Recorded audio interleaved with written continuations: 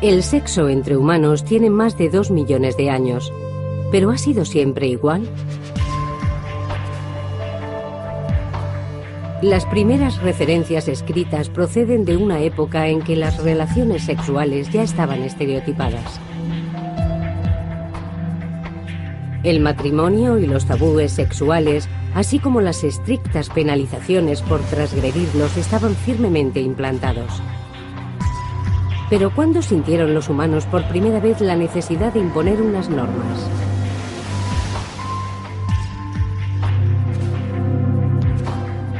¿Cuándo empezó el sexo a estar gobernado por la sociedad? El sexo en la antigüedad. La Edad de Piedra.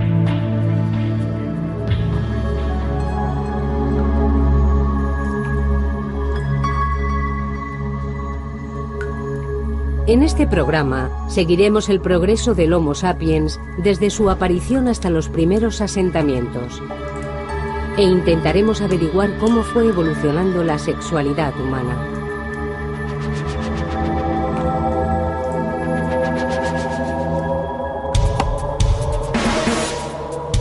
Los indicios físicos son escasos. Pero los expertos han analizado nuestra propia biología, el comportamiento de otros animales y los elocuentes hallazgos de pruebas arqueológicas. Y han logrado elaborar una teoría respecto al modo en que nuestros ancestros prehistóricos vivieron y amaron. La investigación sugiere que el tópico del hombre arrastrando del pelo a la mujer hasta una cueva dista bastante de la realidad.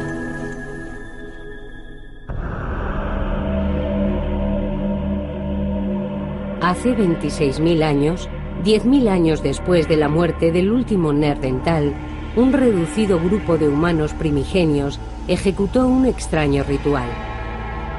En las profundidades de la Europa de la Edad de Hielo, en lo que ahora es la República Checa, 3 jóvenes fueron enterrados juntos en la misma tumba. Este triple enterramiento es un misterio y también una clave para entender los orígenes de la sexualidad humana. Si pudiéramos comprender qué sucedió aquí, ampliaríamos significativamente nuestros conocimientos acerca de este tema. Los enterramientos eran extremadamente raros en aquella época y este en concreto es único.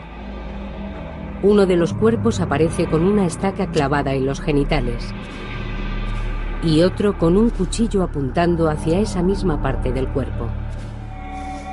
Y se echó polvo de ocre sobre los 3 cadáveres. Este triple enterramiento es el ejemplo más antiguo de una inhumación de naturaleza sexual de la que se tiene constancia. La fosa se conservó durante 26.000 años casi intacta antes de ser descubierta en una expedición arqueológica. Y además las circunstancias para excavarla eran propicias. Las posibilidades de que todo eso ocurra son infinitamente pequeñas. Desde su descubrimiento en 1956, cerca de la pequeña ciudad checa de Dolní Věstonice, los científicos han estado tratando de averiguar qué ocurrió. ¿Fue un crimen pasional? ¿Fueron ejecutados por transgredir las leyes sexuales? Se sabe que en el Paleolítico o Edad de Piedra, los pueblos que enterraban a sus muertos en Dolní Věstonice vivían en grupos pequeños y estables de unas 30 personas. Dedicaban el tiempo a cazar y a buscar comida, y por la noche dormían guarecidos en tiendas junto a hogueras de carbón. Llevaban ropa, esculpían herramientas y se trasladaban con las estaciones y la caza. Varias veces al año se reunían con grupos para intercambiar noticias y comerciar. Las personas que vivían aquí hace 26 o 27.000 años se mantenían en contacto permanente con otros pueblos. Intercambiaban piedra y formaban una comunidad cultural que se extendía desde Rusia hasta Francia y Gran Bretaña. Dolní Věstonice no era un lugar remoto, en absoluto, sino un centro esencial para la cultura del Paleolítico. Por eso este enterramiento constituye un hecho de gran relevancia en el proceso de formación de la sociedad europea. Hasta 1996, el profesor Eric Trinkaus no pudo someter a los esqueletos a un análisis completo de pruebas anatómicas y forenses. Descubrió que sus edades oscilaban entre los 17 y los 23 años, la época de plenitud reproductiva. Y también averiguó que los cadáveres de los laterales eran sin duda hombres, pero el de en medio resultaba más difícil de clasificar. Si nos fijamos en la cara, parecen los rasgos finos de una mujer. Y si observamos el tamaño y la fortaleza de la pelvis, también diría que es una mujer. Pero si aislamos la pelvis y examinamos su forma y otros detalles, también podría pertenecer a un hombre. La conclusión más probable es que se trate de una mujer. Pero en tal caso hablaríamos de una mujer que no ha parido nunca.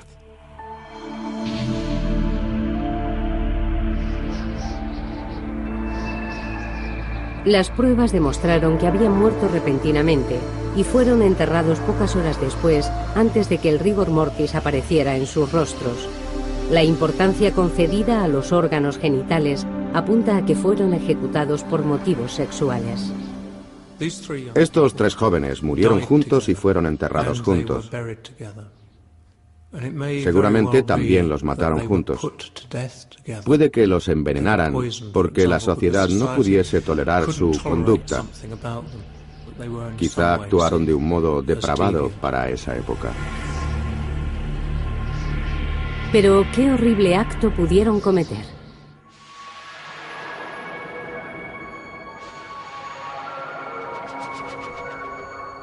¿Cómo se concebía el sexo en una época tan remota?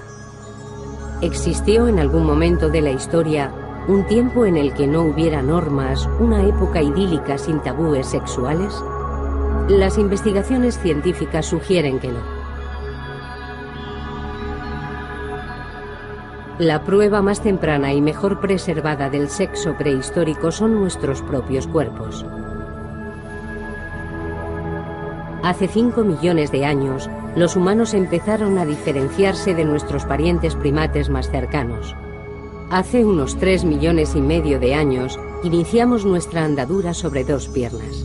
Hace 100.000 años, los hombres y las mujeres empezaron a asemejarse a nosotros. Y hace 26.000 años, la época en que se produjo el triple enterramiento, nuestros cerebros eran exactamente del mismo tamaño que ahora. Debemos ser conscientes de una cosa. No podemos pensar en nuestros antepasados como en los picapiedras.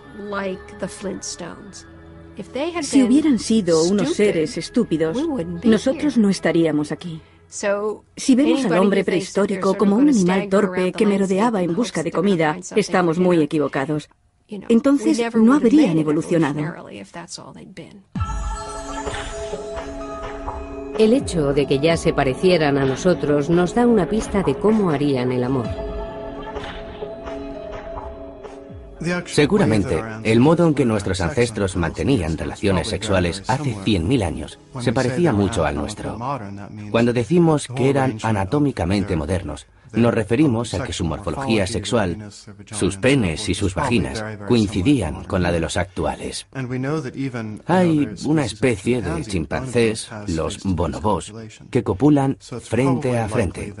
Así que es probable que nuestros antepasados hicieran el amor como lo hacemos nosotros.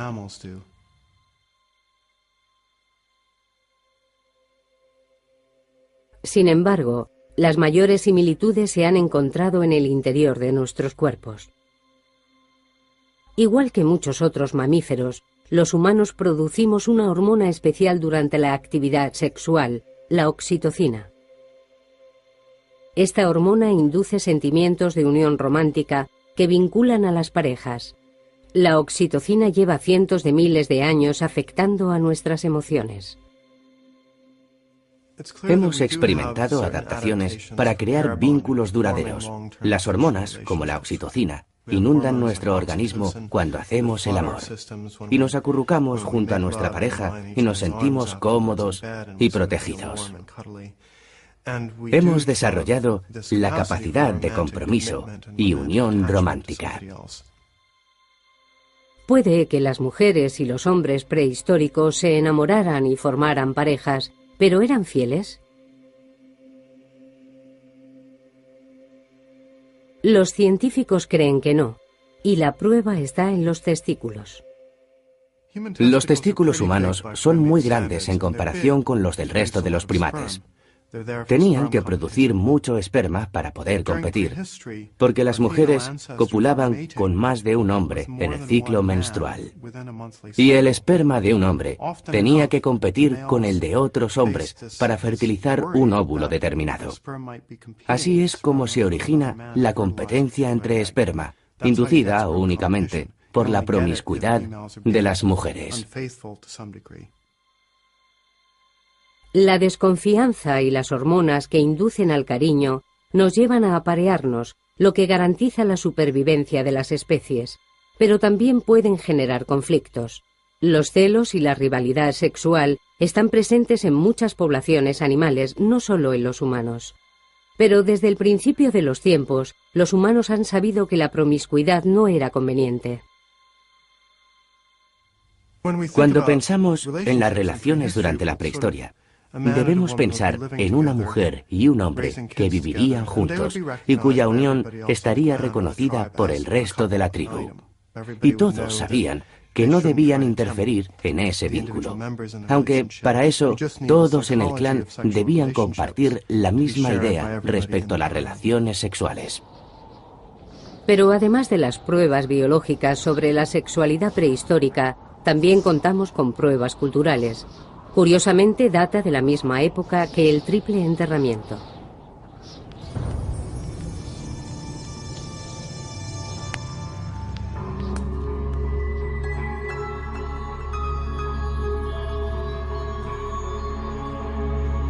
Un arqueólogo encontró este pequeño objeto en la orilla del Danubio, en 1908.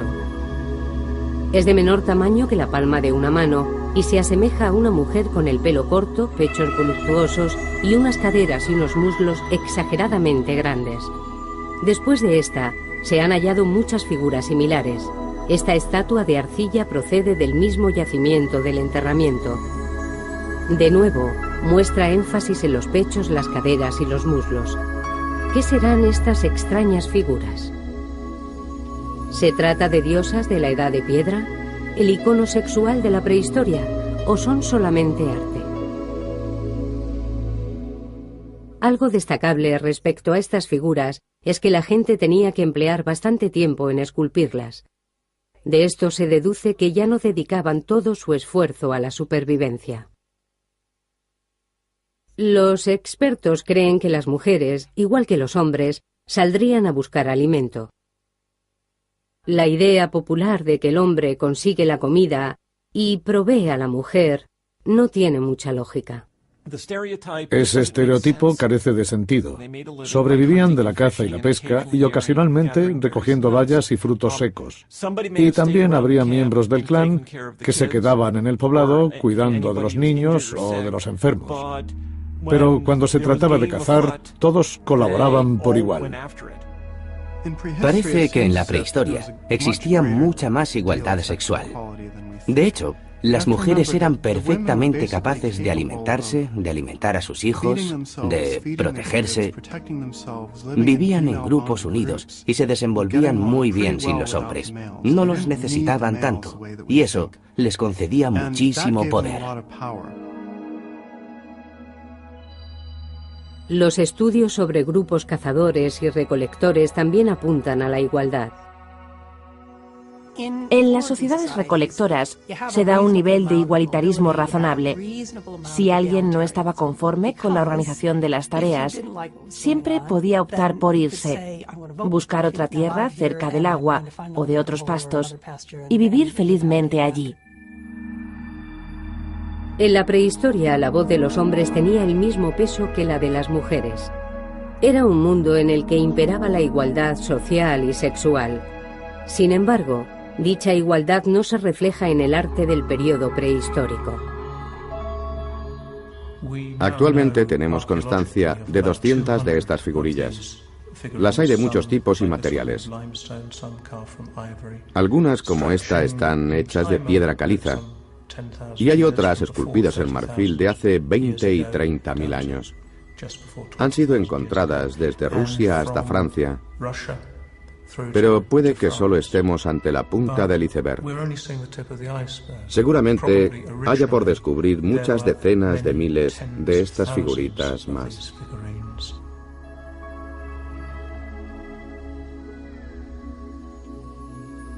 En contraste, se han encontrado muy pocas figuras de hombres. Una de las primeras figuras masculinas, y sabemos a ciencia cierta que es un hombre porque posee pene, tiene un agujero en el torso que le atraviesa hasta la columna vertebral y presenta otro agujero en la cabeza. Son los restos de un muñeco. Es una de las primeras representaciones de un hombre y se trata de una marioneta. Resulta curioso.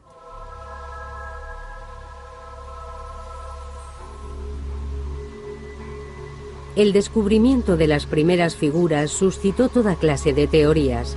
Según la más popular, en la prehistoria, se consideraba a las mujeres diosas madre. Las rendían culto porque tenían la capacidad de crear vida.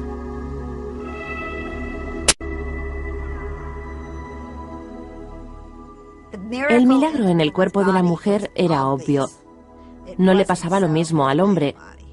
La fuerza de la vida no existía, o no era tan evidente en el cuerpo del hombre. Veían los genitales colgantes, pero no establecían relación directa entre ellos y el proceso de nacimiento, muerte y renacimiento. Y la gente de la Edad de Piedra sentía la necesidad de poseer un símbolo tangible al que venerar. Eso podría haberlos llevado a imaginarlo con forma de mujer.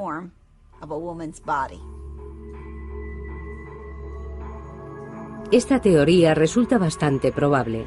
El tamaño exagerado de los pechos, el vientre y los genitales sugieren un vínculo con el sexo y la fertilidad. Pero la teoría de la diosa madre no está universalmente aceptada.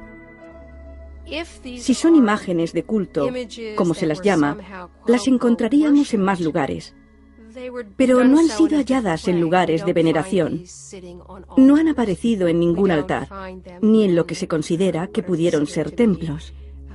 Además, muchas de ellas están rotas, y otras muchas se han encontrado en fosas para desechos. El mito no tiene una base firme en la que sustentarse.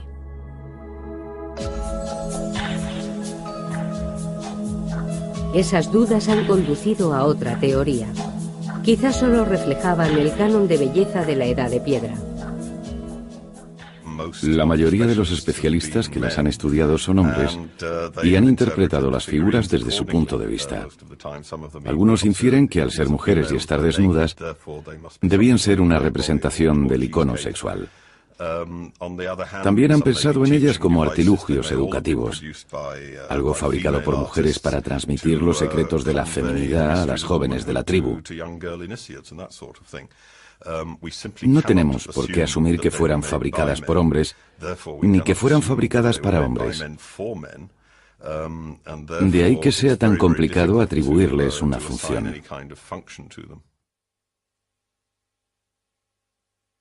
Tal vez no sean diosas madre, ni iconos sexuales, pero sin duda lo que no muestran constituye una pista tan elocuente como lo que muestran. Se ve que prestaron mucha atención al detalle en los atributos sexuales. La vulva, el pecho, se diferencian perfectamente los labios, e incluso muestran una hendidura que señala la posición del clítoris. En cambio, carecen completamente de rostro. Quizás hace 25.000 años asistimos por primera vez a la creación de la categoría sexual.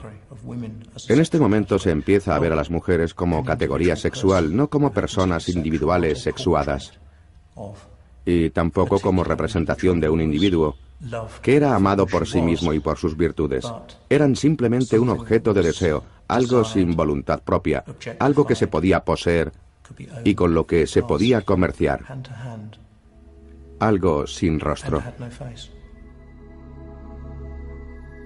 Si Taylor tiene razón, las Venus indicarían que por primera vez la función sexual de las mujeres tiene prioridad sobre su función como individuos. Y este concepto esencial ha sido reflejado en más representaciones, como los grabados en las paredes de las cuevas durante ese mismo periodo. Cuando a principios del siglo XX los arqueólogos encontraron estas figuras, no dudaron en identificarlas como vulvas femeninas. Les han dado nombres extraños, como vulvas estilizadas, vulvas esquemáticas, vulvas inacabadas, incompletas y muchas otras denominaciones. Incluso se llegó a interpretar una única línea grabada en la pared como la hendidura aislada de una vulva. Todo esto nos dice mucho más de los intérpretes que de las personas que esculpieron las figuras. Los problemas que vemos en la prehistoria son los que nosotros mismos proyectamos, porque pensamos que siempre ha sido igual. Estamos aplicando la perspectiva del presente al pasado. Pero a pesar de las dificultades para interpretar los artilugios antiguos, los expertos creen que hace unos 25.000 años se produjo un cambio en la historia humana, y a partir de entonces se vio a la mujer como un objeto y no como a una igual. ¿Pero por qué sucedió? La pista más clara la aporta Dolní Věstonice, el lugar donde se llevó a cabo el triple enterramiento.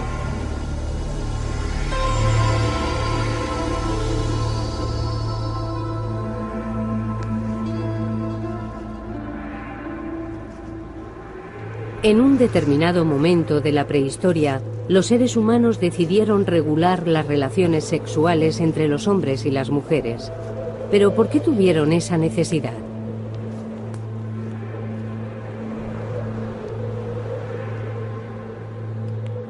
En la Edad de Hielo, cuando los grupos eran pequeños y estaban estrechamente unidos, no se necesitaban normas. Pero cuando las tribus empezaron a mezclarse, todo se complicó. Recordemos que estos pueblos están muy diseminados por el territorio. Quizá estemos hablando de una densidad de población de una persona por cada 1000 kilómetros cuadrados. Esa sería más o menos la media. Las posibilidades de que un hombre encontrara a una mujer de su misma edad y disposición eran muy escasas. Por eso, cuando se juntaban dos grupos, aprovechaban la oportunidad de relacionarse. Esas relaciones sociales eran clave a la hora de encontrar miembros del sexo opuesto a los que poder unirse. La colina en la que se realizó el triple enterramiento era uno de los puntos de encuentro más populares de Europa. Las tribus se congregaban aquí y, aunque tenían hábitos y dialectos diferentes, se reunían para hablar, comerciar y conocerse. Dolní Věstonice es básicamente la colina que domina el valle. Por eso eran una referencia para todos los pueblos circundantes. Era el lugar al que acudían cada año desde hacía siglos. Podríamos compararlo con un exuberante oasis en medio de una zona desierta, y a la gente le gustaba visitarlo.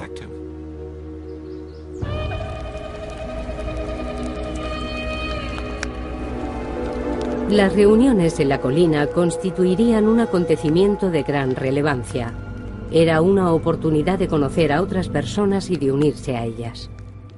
La gente se congregaba aquí en considerables multitudes para las ceremonias de búsqueda de pareja o para cualquier otro tipo de celebración.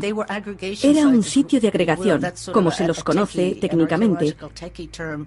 Es un término arqueológico que designa estos lugares donde los pueblos permanecían un tiempo y realizaban actividades sociales.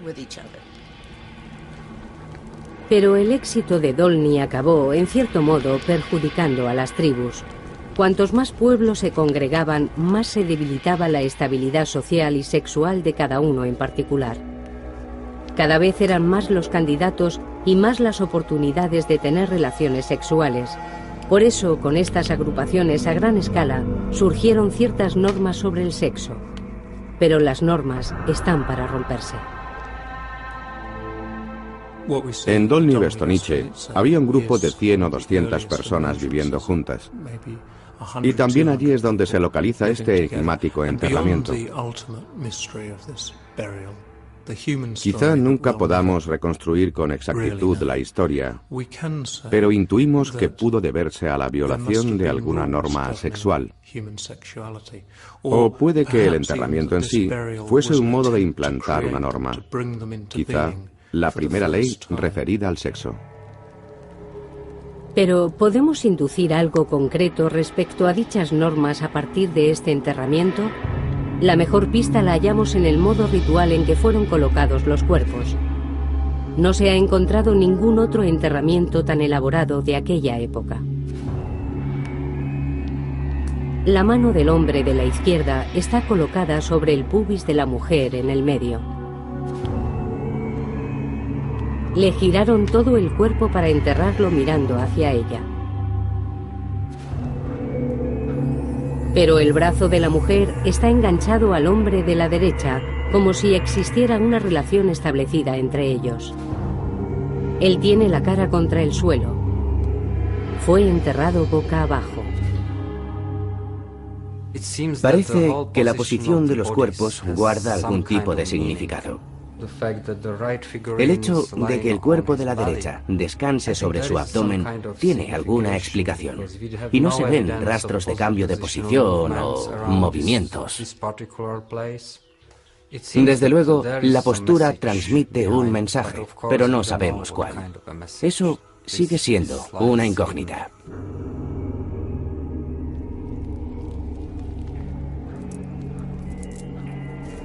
En torno al cuerpo de la izquierda vemos algunas conchas como elemento decorativo, y también le clavaron una estaca de madera en los genitales. Echaron ocre rojo sobre las 3 cabezas, un polvo de óxido de hierro.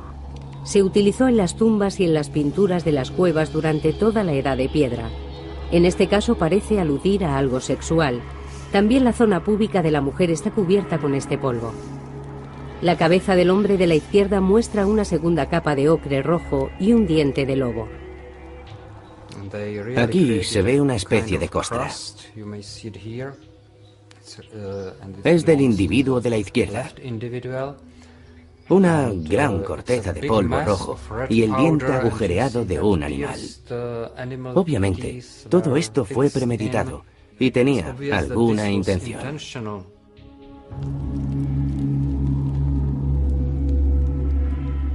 Y por último, para dejar aún más claro el mensaje, hay un cuchillo de sílex que apunta directamente a la vagina de la mujer. Aislado, cualquiera de estos detalles podría atribuirse a la casualidad, pero todos a la vez indican cierta deliberación.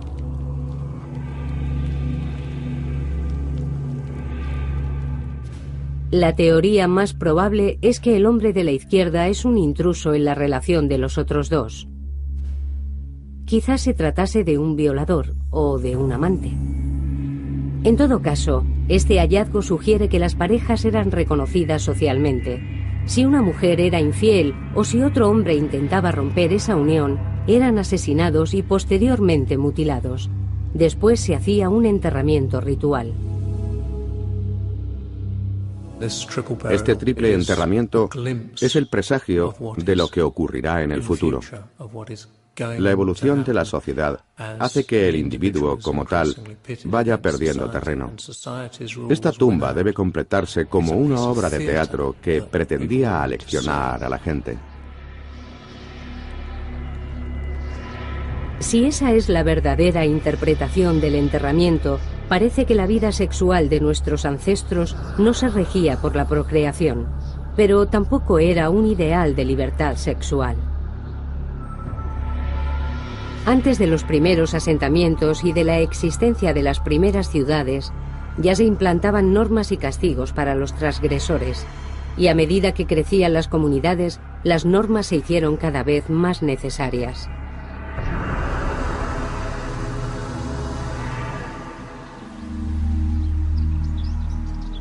En torno al año 8000 a.C., los hielos que cubrían grandes territorios empezaron a retraerse. Con el incremento de las temperaturas, las tribus nómadas empezaron a asentarse en los pastos. En lugar de recoger frutos, bayas y grano, domesticaron a los animales y plantaron sus propios cultivos.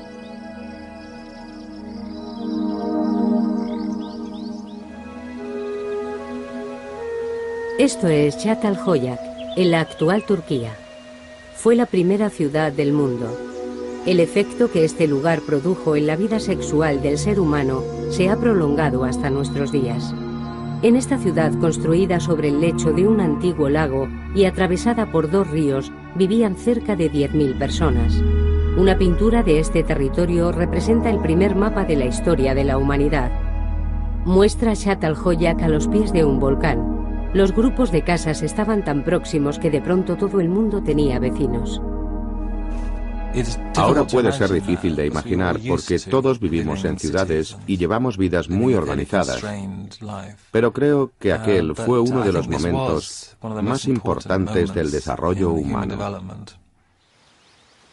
Las generaciones sucesoras fueron construyendo sus casas encima de las anteriores, dejando a su paso estratos de ruinas de 20 metros de profundidad. Aquí estamos pisando casas neolíticas. Sí, es un túmulo. Höyük en turco. Es una pila de varias generaciones de casas de adobe y sus desechos. Se formó después de un largo periodo de tiempo.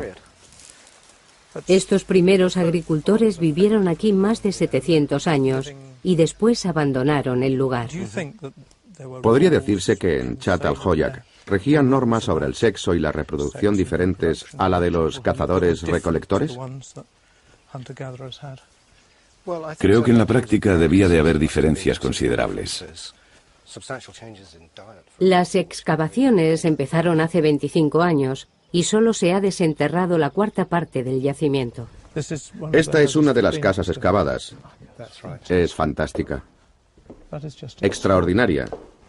Todavía se aprecia la escayola blanca en la pared. Los sucesivos ocupantes renovaban las capas de escayola de temporada en temporada. Las excavaciones de Turquía revelan la gran influencia de la vida sedentaria en el ser humano. Es magnífico. No creo que la gente mantuviera relaciones sexuales en los refugios que construían anteriormente. Además, los cazadores-recolectores vivían en pequeñas comunidades de 30 personas y se conocían todos personalmente. Sin embargo, aquí tenemos una ciudad de 3.000 individuos, llena de espacios privados y sin ventanas. Solo hay esta pequeña abertura en el techo. Da la sensación de que es un lugar privado y no privado a la vez. Está escondido pero no aislado. Está rodeado del resto de habitáculos de la ciudad. Y podían verte fácilmente desde el techo o desde la puerta. Aquí lo hacían todo. Cocinaban, dormían, mantenían relaciones sexuales y hasta enterraban a sus muertos.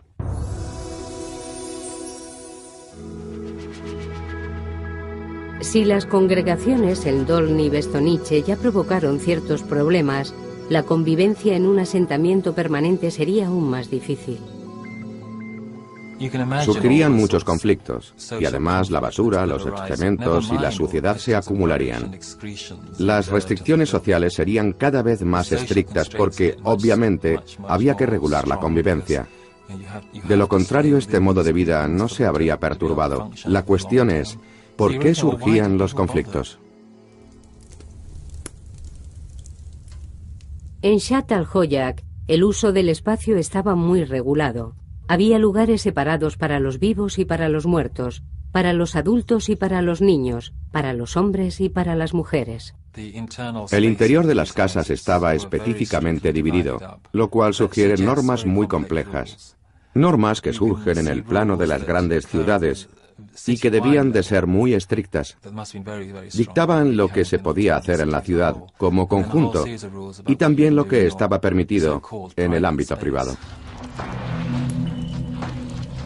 El arte de Çatalhöyük transmite mensajes muy claros. En las paredes de escayola se esculpieron cabezas de toros y carneros. Por las noches sus cuernos resplandecían a la luz del fuego. Desde arriba los observaban terribles criaturas de afilados colmillos. Un grabado muestra a una mujer con las piernas abiertas y un pene apuntando a su vagina. Hay también un grabado de una mujer desnuda sentada entre dos leopardos. Algunos arqueólogos lo interpretan como un símbolo de la fertilidad, otros como la representación del poder de la sexualidad femenina. Y esta es una de las piezas más enigmáticas: dos pechos con sendos picos de buitre a modo de pezones. No obstante, puede que estas imágenes fueran el último vestigio de la igualdad y el poder de la mujer. En la transición desde la vida nómada a la vida en las ciudades, se observa un cambio en el papel de la mujer. Eran iguales a los hombres y pasaron a ser sus posesiones.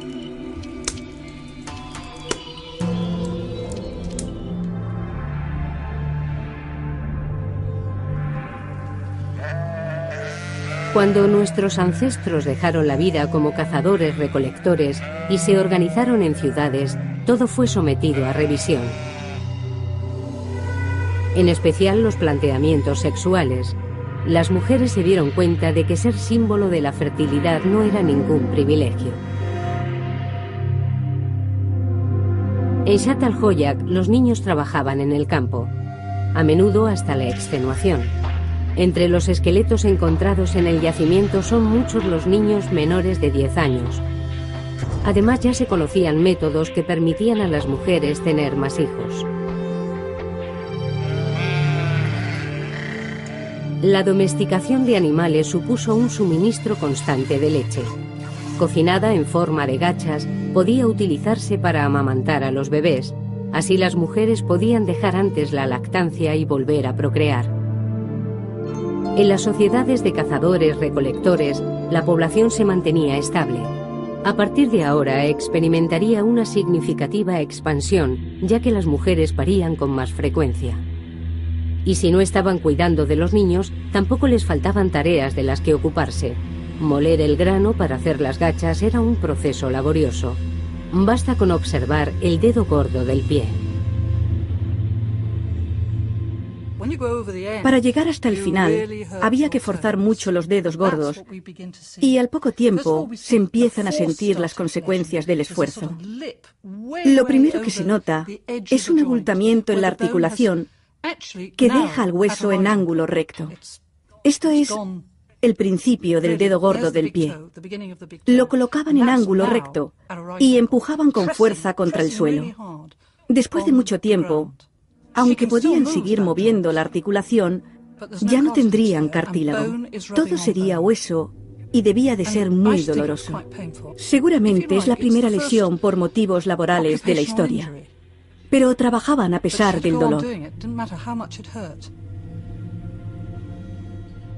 ¿Sufrían los hombres alguna lesión a causa del trabajo?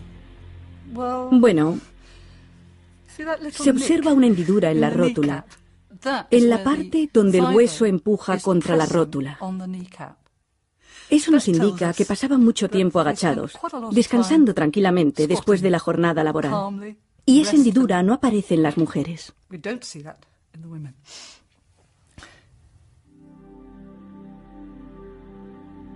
Si la vida nómada se caracterizó por cierto nivel de igualdad entre los sexos, dicha igualdad no tardaría en desaparecer. Las mujeres se convirtieron en máquinas de moler y criar.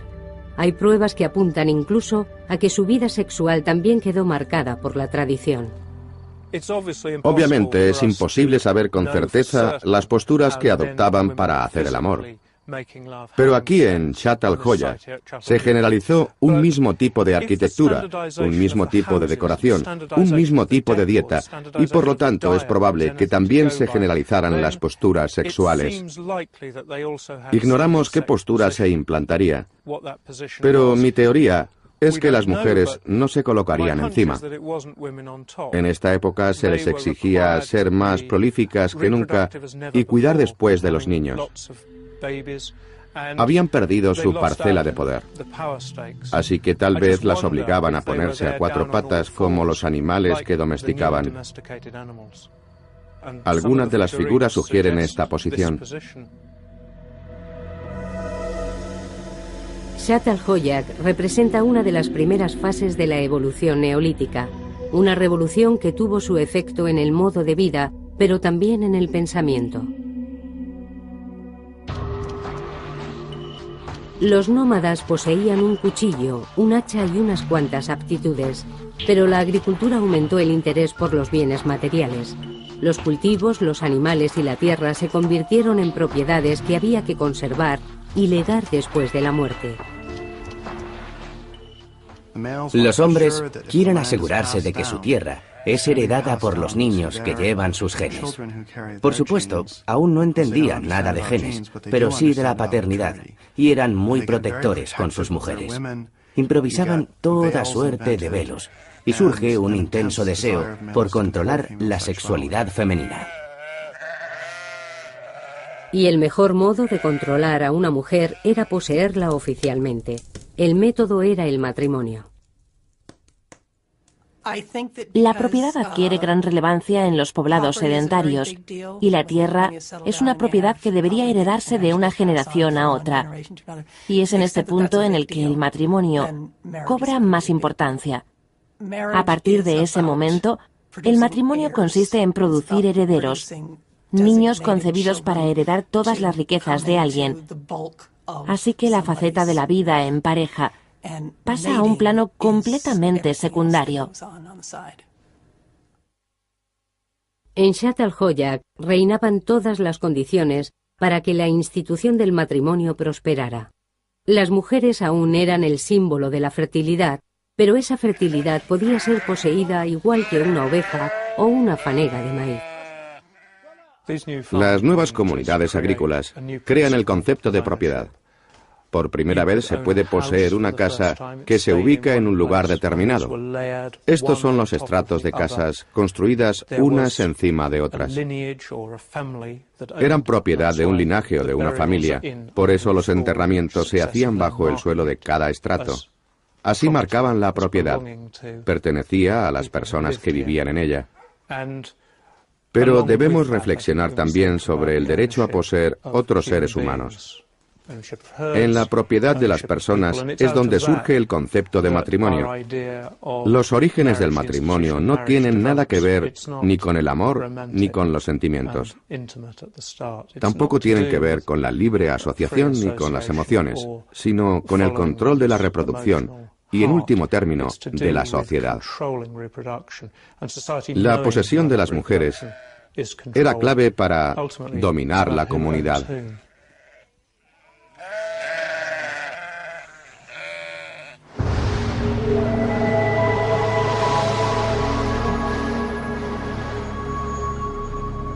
Al final, la mayor parte de los pueblos decidieron asentarse.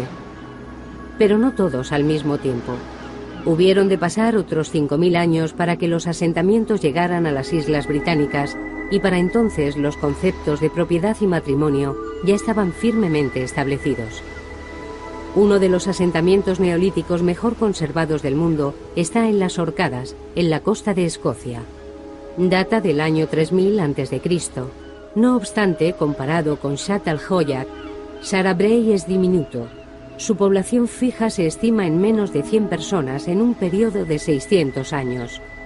El yacimiento fue descubierto en 1850, cuando una fuerte tormenta levantó la capa de tierra que cubría una comunidad de 10 casas. Cuando se empezaron a levantar las primeras casas en este lugar, en las Orcadas y en otras partes del mundo, había pueblos que llevaban 5000 años asentados, como en Egipto y Oriente Próximo. Allí surgieron las primeras ciudades y estaba apareciendo la escritura, pero esos cambios llegaron aquí mucho después. Seguramente los pobladores provenían de la parte continental de Escocia. Aún cazarían y pescarían, pero tenían habilidades para la agricultura y cuidaban ganado bovino. Asentados en su poblado, empezaron a hornear pan y a fabricar cerveza. Igual que en Shatt al-Hoyaq, aquí las casas también se disponen en torno a un núcleo central. Todas tienen un enorme aparador de piedra y junto al fuego 2 camas de losa. Una cama era para el marido y la mujer, y la otra para los niños. Se trata de las camas más antiguas del mundo. Si nos fijamos, vemos que a ambos lados de la cama hay una especie de sujeción. Serviría para sujetar los helechos, o lo que emplearan para hacer algo mullido como colchón. Esos materiales se cambiarían cada cierto tiempo. En las esquinas observamos unos soportes que seguramente sujetarían una estructura superior. Era como un dosel, sobre el cual apilarían pieles, vellones y otro tipo de ropas de abrigo. Supongo que utilizaban los vellones para darle al dormitorio el ambiente más acogedor posible. Algunos sitúan en Skara Brae una de las primeras ceremonias nupciales de la historia. Sabemos que aquí en Skara Brae la comunidad no era genéticamente autosuficiente. Estaba formada por muy pocas personas, así que tuvieron que traer parejas de otros pueblos o marcharse y unirse a gente de otras tribus. La normativa debió de ser crucial. Había un sistema de alianzas que determinó el orden de la sociedad en las Orcadas hace 5000 años.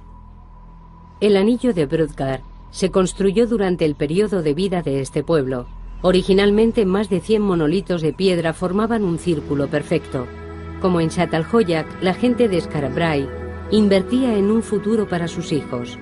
Por eso, sus comunidades y el matrimonio eran prioritarios. No sabemos cuál era la función de ese anillo de monolitos, pero su construcción debió de suponer un inmenso esfuerzo para toda la comunidad. No se trataba de un monumento funerario, aunque sí es un lugar ceremonial. Si pensamos en el tipo de ceremonias que podrían haberse oficiado aquí, el matrimonio parece una sólida posibilidad. Aquí se certificarían los vínculos que unían a los pueblos. El matrimonio no como acto de amor, sino para establecer una relación de poder y posesión. Finalmente se formalizó y se implantó como institución. Se completa así un proceso de miles de años. En un principio imperaban la libertad y la igualdad entre hombre y mujer, pero con la introducción del matrimonio, el sexo y la reproducción quedaron sometidos a un estricto control. En asentamientos 5000 años anteriores a los de las Orcadas, comenzó el sometimiento de la mujer. La situación se formalizó aquí y ha perdurado casi hasta nuestros días.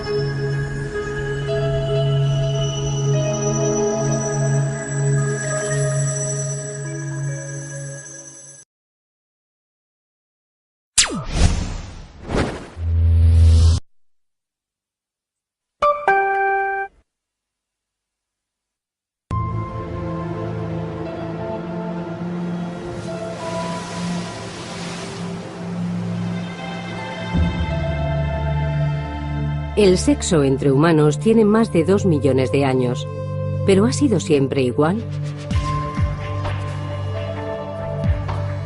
Las primeras referencias escritas proceden de una época en que las relaciones sexuales ya estaban estereotipadas. El matrimonio y los tabúes sexuales, así como las estrictas penalizaciones por transgredirlos, estaban firmemente implantados. Pero ¿cuándo sintieron los humanos por primera vez la necesidad de imponer unas normas?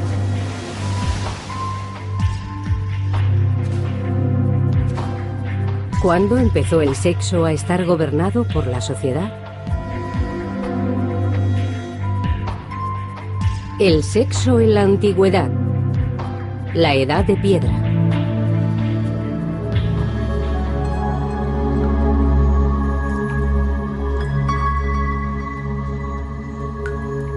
En este programa seguiremos el progreso del Homo sapiens desde su aparición hasta los primeros asentamientos. e intentaremos averiguar cómo fue evolucionando la sexualidad humana.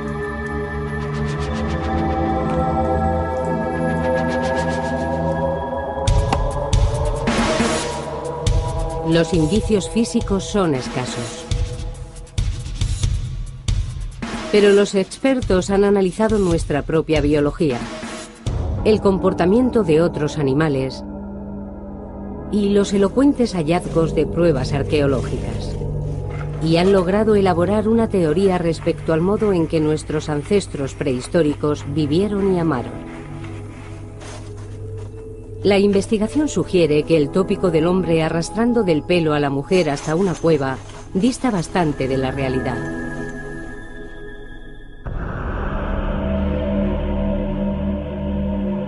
Hace 26.000 años, 10.000 años después de la muerte del último Neandertal, un reducido grupo de humanos primigenios ejecutó un extraño ritual.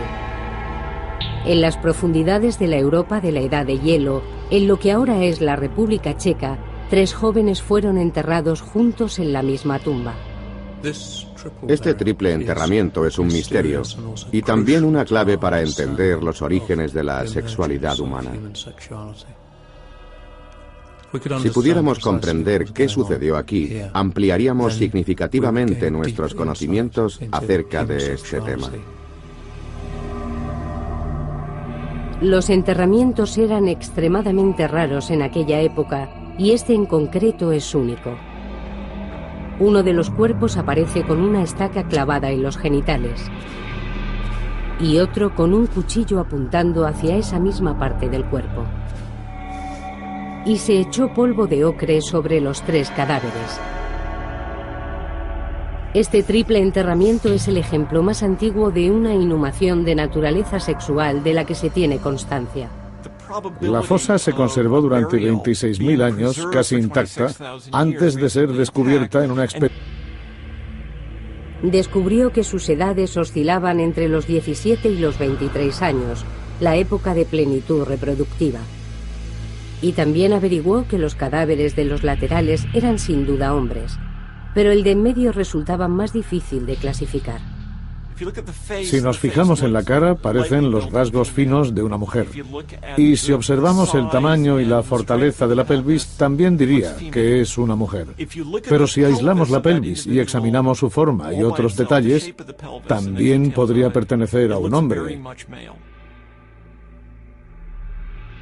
La conclusión más probable es que se trate de una mujer. Pero en tal caso hablaríamos de una mujer que no ha parido nunca.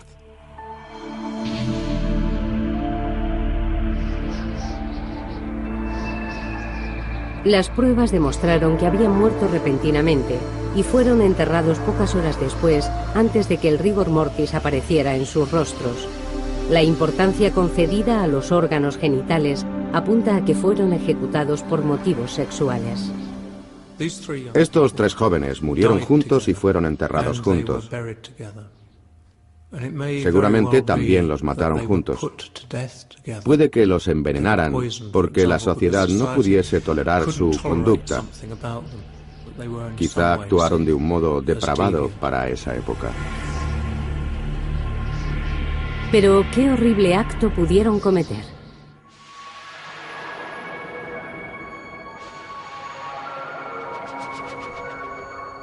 ¿Cómo se concebía el sexo en una época tan remota? ¿Existió en algún momento de la historia un tiempo en el que no hubiera normas, una época idílica sin tabúes sexuales? Las investigaciones científicas sugieren que no. La prueba más temprana y mejor preservada del sexo prehistórico son nuestros propios cuerpos. Hace 5 millones de años, los humanos empezaron a diferenciarse de nuestros parientes primates más cercanos. Hace unos 3,5 millones de años, iniciamos nuestra andadura sobre 2 piernas. Hace 100.000 años, los hombres y las mujeres empezaron a asemejarse a nosotros. Y hace 26.000 años, la época en que se produjo el triple enterramiento, nuestros cerebros eran exactamente del mismo tamaño que ahora. Debemos ser conscientes de una cosa. No podemos pensar en nuestros antepasados como en los Picapiedra. Si hubieran sido unos seres estúpidos, nosotros no estaríamos aquí. Si vemos al hombre prehistórico como un animal torpe que merodeaba en busca de comida, estamos muy equivocados. Entonces no habrían evolucionado. El hecho de que ya se parecieran a nosotros nos da una pista de cómo harían el amor. Seguramente, el modo en que nuestros ancestros mantenían relaciones sexuales hace 100.000 años se parecía mucho al nuestro. Cuando decimos que eran anatómicamente modernos, nos referimos a que su morfología sexual, sus penes y sus vaginas, coincidían con la de los actuales. Hay una especie de chimpancés, los bonobos, que copulan frente a frente. Así que es probable... Expedición arqueológica. Y además las circunstancias para excavarla eran propicias. Las posibilidades de que todo eso ocurra son infinitamente pequeñas. Desde su descubrimiento en 1956, cerca de la pequeña ciudad checa de Dolní Věstonice, los científicos han estado tratando de averiguar qué ocurrió. ¿Fue un crimen pasional? ¿Fueron ejecutados por transgredir las leyes sexuales? Se sabe que en el Paleolítico o Edad de Piedra, los pueblos que enterraban a sus muertos en Dolní Věstonice vivían en grupos pequeños y estables de unas 30 personas. Dedicaban el tiempo a cazar y a buscar comida, y por la noche dormían guarecidos en tiendas junto a hogueras de carbón. Llevaban ropa, esculpían herramientas y se trasladaban con las estaciones y la caza. Varias veces al año se reunían con grupos para intercambiar noticias y comerciar. Las personas que vivían aquí hace 26 o 27.000 años se mantenían en contacto permanente con otros pueblos. Intercambiaban piedra y formaban una comunidad cultural que se extendía desde Rusia hasta Francia y Gran Bretaña. Dolní Věstonice no era un lugar remoto, en absoluto, sino un centro esencial para la cultura del Paleolítico. Por eso este enterramiento constituye un hecho de gran relevancia en el proceso de formación de la sociedad europea. Hasta 1996, el profesor Erik Trinkaus no pudo someter a los esqueletos a un análisis completo de pruebas anatómicas y forenses.